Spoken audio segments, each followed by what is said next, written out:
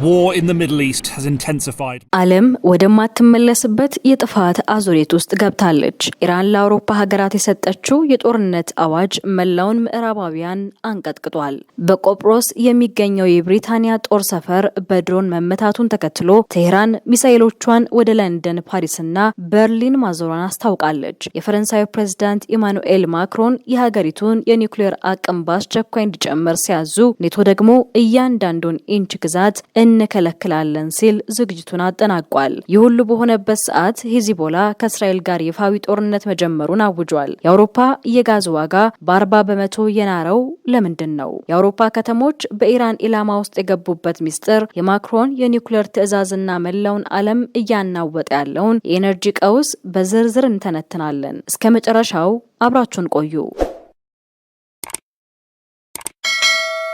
በመካከለኛው ምስራቅ የተቀጣጠለው እሳት አሁን አድማሱን አስፍቶ የአውሮፓን ሰላምና ደህንነት በቀጥታ እየተፈታተነ ይገኛል። የኢራን የውጭ ጉዳይ ሚኒስቴር ቃል አቀባይ እስማኤል ባቃኢ በሰጡት እጅግ አስደንጋጭ መግለጫ ማንኛውም የአውሮፓ ሀገራት በመካከለኛው ምስራቅ ጦርነት ውስጥ የሚያደርጉት ጣልቃ ገብነት ወይም ለአሜሪካና ለእስራኤል የሚሰጡት ድጋፍ በቴህራን ዘንድ እንደ ይፋዊ የጦርነት አዋጅ እንደሚቆጠር አስታውቀዋል። ይህ ማስጠንቀቂያ በዲፕሎማሲው ቋንቋ ብቻ እየተገደበ ሳይሆን የአውሮፓ ዋና ከተሞች የኢራን የአጸፋ እርምጃ ኢላማ ሊሆኑ እንደሚችሉ በግልጽ የሚያመለክት በመሆኑ ቀጠናውን ወደ ታይቶ የማይታወቅ ስጋት ውስጥ ጥሎታል። ይህ የኢራን ኃይለኛ ማስጠንቀቂያ እንዲወጣ ያደረገው ደግሞ በቆጵሮስ ደሴት የሚገኘው ስልታዊ የብሪታንያ ጦር ሰፈር በድሮን ጥቃት መመታቱ ነው። ቆጵሮስ ለአውሮፓ ሀገራት በመካከለኛው ምስራቅ ላላቸው ወታደራዊ እንቅስቃሴ እንደ ዋነኛ መሸጋገሪያ የምታገለግል በመሆኗ በዚህ የጦር ሰፈር ላይ የተፈጸመው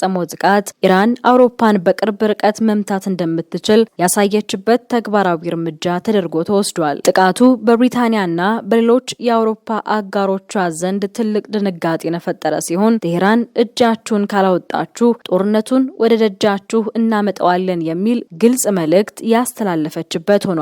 ኢራን አውሮፓን ለማስፈራራት የመረጠችው መንገድ በሁለት አቅጣጫዎች ላይ የተመሰረተ ነው። በአንድ በኩል በቀጥታ ወታደራዊ እርምጃ ከተሞችንና የጦር ሰፈሮችን ኢላማ እንደምታደርግ ስትዝት፣ በሌላ በኩል ደግሞ የአውሮፓን ደካማ ጎን ማለትም የኤነርጂ አቅርቦትን እንደ መሳሪያ የተጠቀመችበት ነው። የኢራን ማስጠንቀቂያ በወጣ በሰዓት ውስጥ በአውሮፓ ገበያ ላይ የነዳጅና የጋዝ ዋጋ በከፍተኛ ሁኔታ መጨመሩ ጦርነቱ ገና ሳይጀመር አውሮፓውያን በቤታቸው ውስጥ የኢኮኖሚ ጫናውን እንዲያዩት አድርጓቸዋል። ይህ የኢራን የጦርነት አዋጅ አውሮፓን በታሪክ ታይቶ በማይታወቅ አጣብቂኝ ውስጥ የከተተበትንና ቴህራን ለምዕራባውያን አጋሮች ያላትን ጥላቻ ወደ አዲስና አደገኛ ምዕራፍ ያሸጋገረበት እውነታ ነው። የኢራን ዛቻ በቀጥታ ወደ አውሮፓ ከተሞች መዞሩን ተከትሎ አውሮፓውያን ለዘመናት ያልታየ ወታደራዊ ዝግጅት ውስጥ ገብተዋል። ከሁሉ በላይ ዓለምን ያስደነገጠው የፈረንሳዩ ፕሬዝዳንት ኢማኑኤል ማክሮን የሰጡት ትዕዛዝ ነው። ማክሮን ነፃ ለመሆን መፈራት አለብን በሚል መርህ የፈረንሳይ የኒውክሌር ጦር መሳሪያዎች አቅም በአስቸኳይ እንዲጨምር አዘዋል። ይህ ውሳኔ ፈረንሳይ ከ1992 ወዲህ ለመጀመሪያ ጊዜ የኒውክሌር የጦር ራሶች ብዛቷን እንድትጨምር የሚያደርግ ታሪካዊና አደገኛ እርምጃ ነው። ማክሮን ይህንን ትዕዛዝ የሰጡት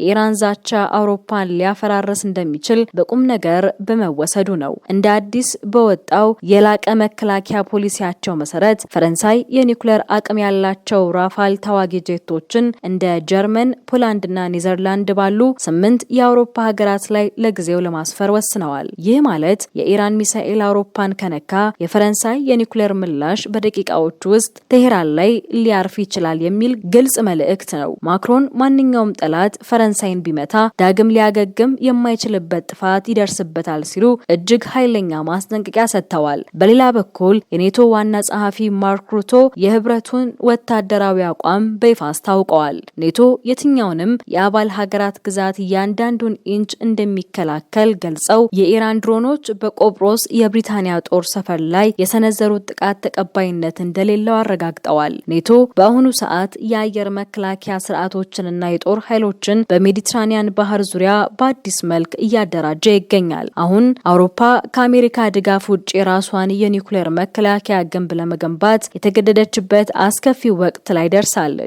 የፈረንሳይ፣ የጀርመንና የብሪታንያ መሪዎች በአንድ ድምጽ ኢራን የኒውክሌር ጦር መሳሪያ እንዳይኖራት እናደርጋለን ብለው ቢነሱም ቴህራን ግን የአውሮፓ ከተሞችን ኢላማ ማድረጓን ቀጥላለች። ይህ የኒውክሌር እልህ መጋባት ዓለምን ወደ ሶስተኛው የዓለም ጦርነት ደጃፍ እያመጣት መሆኑን ያሳያል። የመካከለኛው ምስራቅ ቀውስ አሁን ወደማይመለስበት ክፍት ውጊያ ተሸጋግሯል። የሊባኖሱ ሄዝቦላህ የአያቶላህ አሊ ካሚኒ መገደልን ተከትሎ ከእስራኤል ጋር ይፋዊ ጦርነት መጀመሩን አውጇል።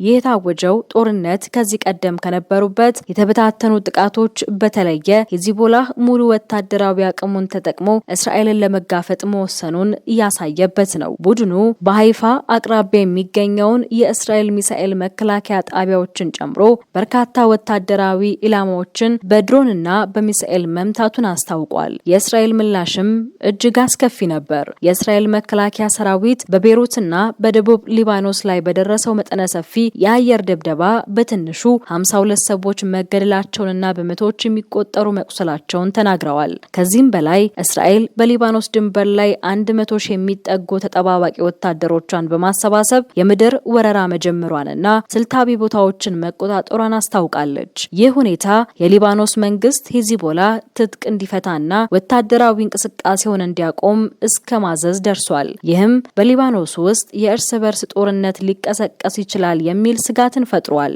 ይህ የጦርነት ነበልባል ግን መካከለኛው ምስራቅ ላይ ብቻ አልተገደበም። የአውሮፓን የኢኮኖሚ ደም ስር እየመታው ይገኛል። የሆርሙዝ ሰርጥ መዘጋትና በኳታር የጋዝ ማምረቻዎች ላይ ደረሰው ጥቃትን ተከትሎ በአውሮፓ የጋዝ ዋጋ በአንድ ቀን ውስጥ ብቻ በ40 በመቶ አሻቅቧል። አውሮፓ ከሩሲያ ጋዝ ተለይታ በኳታርና በመካከለኛው ምስራቅ ፈሳሽ ጋዝ ላይ ተመስርታ በነበረበት በዚህ ወቅት ይህ ድንገተኛ መቋረጥ አህጉሪቱን ወደ ታላቅ የኤነርጂ ቀውስ ውስጥ ከቷታል። የሂዝቦላህ የጦርነት አዋጅ የነዳጅ ዋጋ በአንድ በርሜል $100 በላይ ሊያልፍ እንደሚችል የሚገመተው ይህ ቀውስ የአውሮፓ መሪዎች የኒውክሌር ዛቻ ውስጥ እንዲገቡና ጦርነቱ ወደ ዓለም አቀፍ ደረጃ እንዲሸጋገር ዋነኛው ምክንያት ሆኗል። ጦርነቱ ከሜዳ ወደ ኢኮኖሚ፣ ከኢኮኖሚ ደግሞ ወደ ኒውክሌር ዛቻ ተሸጋግሮ ዓለምን በአንድ እግሩ አቁሟታል።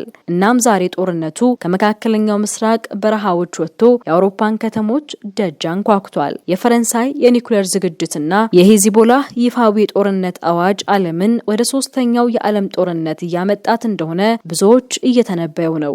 የነዳጅና የጋዝ ዋጋ መናር አውሮፓን ብቻ ሳይሆን እንደ ኢትዮጵያ ያሉ ታዳጊ ሀገራትንም የኑሮ ውድነት አዘቅት ውስጥ የሚከት መሆኑ የማይቀር ነው። ሀያላኑ ሀገራት የኒውክሌር መሳሪያዎቻቸውን እያዘጋጁ ባለበት በዚህ አስፈሪ ሰዓት ዓለም ወደ ሰላም ወይስ ወደ ጥፋት ታመራለች? ይህንን ወቅታዊና ሰበር መረጃዎች ለሌሎችም እንዲደርስ ላይክ እና ሼር ማድረጋችሁን አትርሱ። እንዲህ ያሉ ጥልቅ ትንታኔዎች ሁልጊዜ እንዲደርሷችሁ ደግሞ ሰብስክራይብ በማድረግ የቤተሰባችን አባል ይሁኑ። ሰላም ቆዩ።